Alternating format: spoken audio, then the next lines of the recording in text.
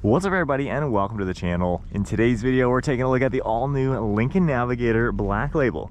This one's finished in sunrise copper with an MSRP at $128,000. Comment below, do you think this is the way to go to get an ultimate 3-row SUV that is luxury focused? So let's go ahead and see what is powering the Lincoln Navigator. So underneath the hood, this is going to get that twin turbocharged V6. It's a 3.5 liter and it is pumping out 440 horsepower. You also have a 510 pound-feet of torque. You got a 10-speed automatic transmission, 4-wheel drive system, and then curb weight is around 6,000 pounds. And with the 24-inch wheels, this one can tow 8,500 pounds. So with all that, 23-gallon fuel tank, and you can get 15 miles per gallon in the city with 22 out on the highway. Now for the styling, this is based off of the same platform as the Ford Expedition. So kind of that same style, just more luxurious.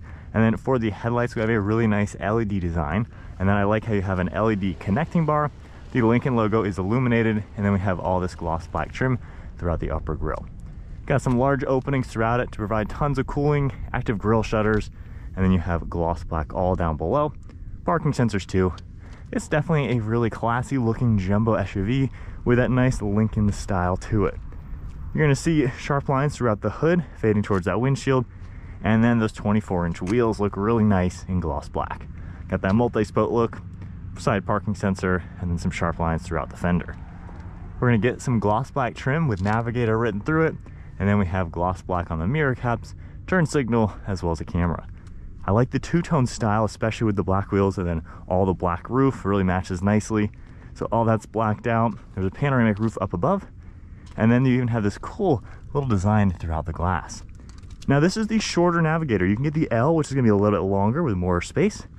And then you have a nice design for those running boards that will pop out once we open up the door.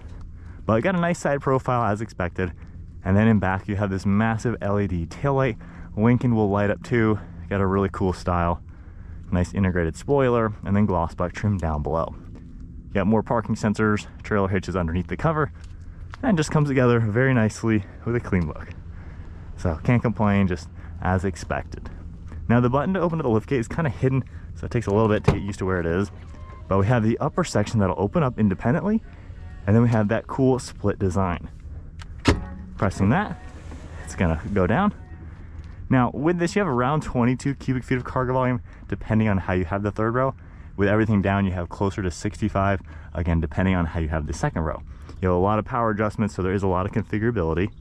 Now this floor, you have a little bit of hidden space, but it can also lift up and lock into these, and you can create a shelf here for extra storage. And then there's gonna be some storage on the left side as well. And then we have our buttons for the third row seat. So just pressing that once, you can automatically get these out of the way. So nice to be able to have that configurability for both of these rear seats, and then that really does show you how much space you have. And then from here, we can just press this button once, and that is all going to close together. As we make our way to the interior, we can take a look. We have those power side steps. What I like is there's buttons right back here you can press and really quickly actually get these out of the way. So it's a little bit quicker than just using those buttons, and of course goes all the way up to really get it out of the way. Now with the third row back up, you can only do that from the cargo space, which actually is a little surprising given the price tag. These recline buttons don't do anything. We have our headrest you can pop back upwards, and from here we can at least recline these, giving myself a little bit extra space. And then the buttons on the side we can press and get this back to where it was. Back here is a full-grown adult, honestly pretty comfortable. We have a decent amount of headroom, air vents up above, there's heated seats, plenty of legroom, and this is a full-size seat, so my legs honestly fit really nice. They're a little on the stiff side, but nonetheless, you have plenty of space back here to make it a very useful, practical vehicle for the family. And as you can tell, definitely lots of good room back here. And then once that gets out of the way, it's not really all too difficult to climb back out. And then we can press that and get the seat back down. So for all power adjustments, pretty quick and easy. Now you can't actually fold these down flat, which is kind of a drawback as far as cargo space goes, but nonetheless, this is more about just people and at least this much cargo area. So from here, hopping in, you can see those power controls on the side of this seat. And then if we go ahead and at least turn the ignition on, you're gonna get the screen turning on. One thing I noticed, you can hear that chime. Sometimes it plays the forward chime, sometimes you hear like that Lincoln kind of symphony, which honestly they're both very annoying. I wish I could turn all that off just because it seems to go forever whenever you open a door or anything. But anyway, sitting back here with the driver's seat at my height, it's not all too bad. I can slide this back and recline a little bit. The seats do feel a little on the stiff side as far as how plush and soft they are, especially for 128 grand. Again, they're just a little stiff back here, which I'm not the biggest fan of.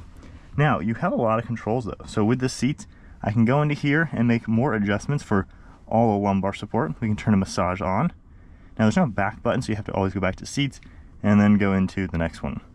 But you have all those controls. You can also see the heated and cooled, and then we even have this one where I can get that seat out of the way. So that is a really cool touch, especially. And then from here we have audio, so I can actually control all of the CarPlay settings, the volume, the actual songs, which is really cool from the back. Air quality, you have climate for temperature, fan speed, and zone, and then we have lighting as well. And then in here we have wireless phone charging, cup holders. There are sunshade controls up here to open and close the roof. And then we also have 2 more cup holders down here. And then this center console, there is hidden space. I can open up this little door on the front and put stuff down below. We also have storage in the center, and then these TV screens as well. You can do some streaming services and just a few things. Got a grab handle, you have your air vents, speakers. Rear facing car seat fits pretty well in here. I did have to recline this mostly the way back just to fit it well enough to where I could actually kind of fit comfortably up front. So maybe they could have made it just a little bit different where there's better space. These TVs honestly take up a lot of space as well. But nonetheless, pretty roomy and practical back here. You can see a couple of things that pop up on the TV screens. And then from here, we move on to the front. We do have that keypad right there. And then in here, you can hear that chime I was talking about.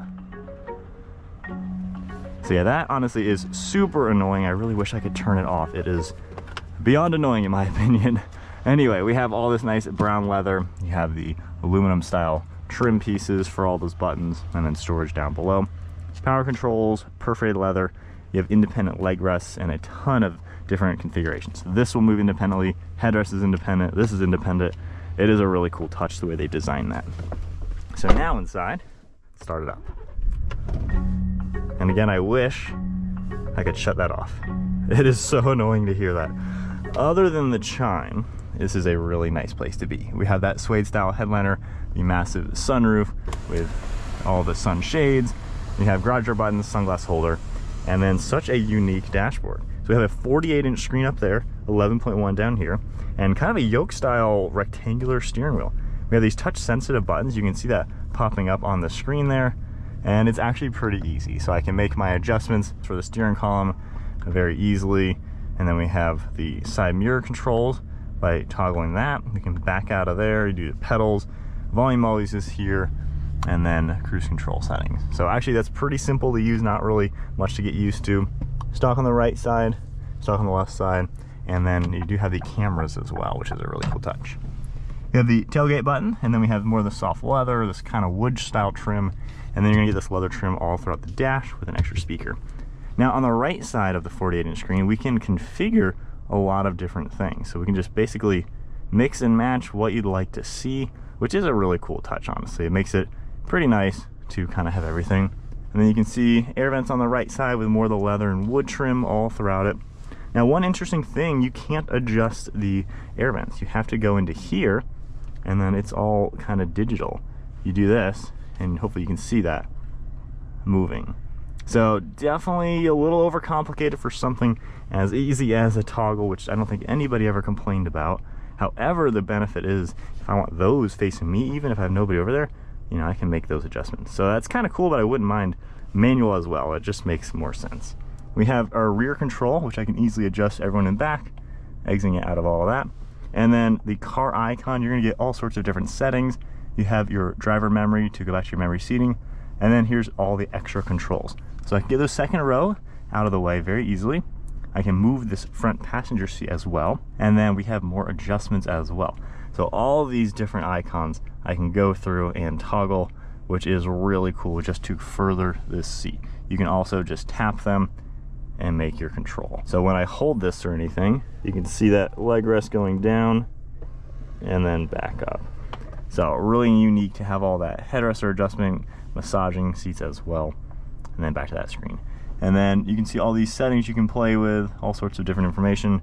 Now when you go into rejuvenate, you can kind of get yourself a 5 or 10 minute relaxing session in your car. So you can see all that on the screen. We have this one as well, and then we have that one. So it'll do your seat, the temperature, all that stuff, just to kind of give you, I guess, a couple minutes of relaxation in your car. I'm interested if anyone actually uses that or not. CarPlay looks like normal, and then tapping this, of course, gets you into more of those climate controls. Other than that, though, they're always down here, which is really nice. So pretty simple to use overall, heated, ventilated seats. And then we have our camera up there with all of those different views, and we can even zoom in and out. So if I tap that, you can see how the screen zoomed in over there. So pretty easy to adjust that. All of your different controls as expected. Rear view, backup camera will pop up. And then down below we have all of those controls. Engine start stop, a shortcut to the drive modes you can easily get to.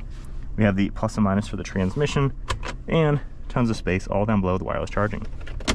You can see your 2 nice leather armrests just like in back, tons of hidden space, and then a large glove box. One last look at the interior, pretty nice overall. It is really comfortable up here. Got all the tech, all the fancy stuff you would need. Definitely a bit different than your typical luxury SUV. All right, so setting off now in the Navigator. I will say that Turbo V6 packs a punch. This thing really does get up to speed when you need it to. With all that, normal driving, I'm just leaving it in the conserved drive mode. We're in 2-wheel drive, so kind of just the most efficient way you could get in a jumbo SUV. But overall, the view out is super unique. Of course, seeing this massive 48-inch screen is something very different.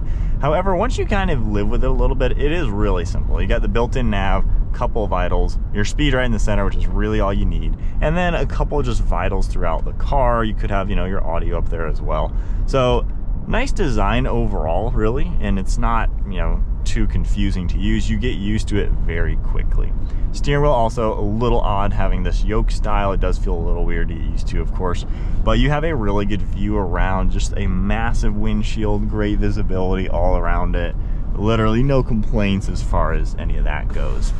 Now, ride quality, we have a semi-adaptive suspension, so it's not like a full air ride or anything like that you might see in an Escalade or maybe a GLS.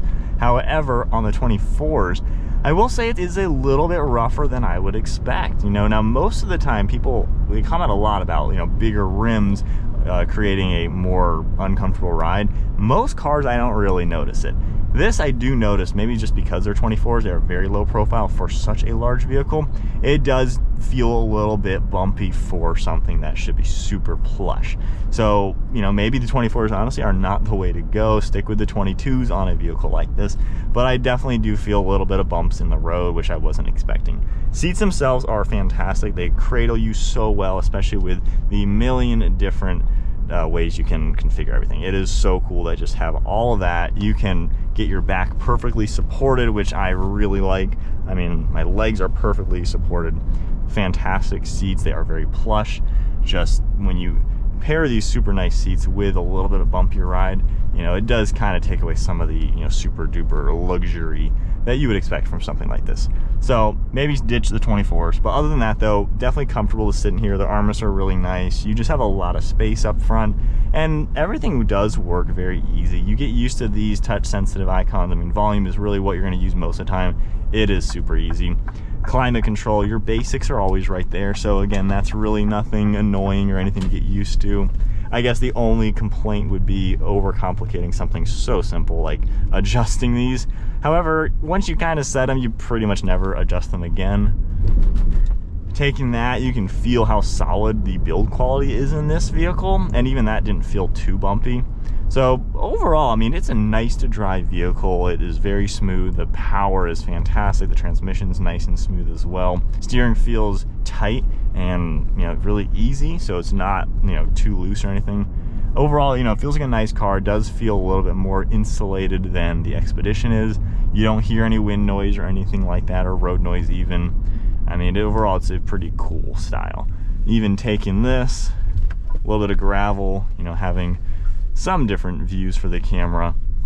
I mean, you can definitely feel even the gravel. So yeah, I guess the 24 is maybe my only complaint, and maybe the suspension could be an air ride suspension just because of the price tag and, you know, what you would expect on a vehicle like this. But, you know, overall it drives nice, it's easy to get used to. It is a big jumbo SUV, so again, you know what you're getting when you get a Navigator, but it is pleasant to drive overall.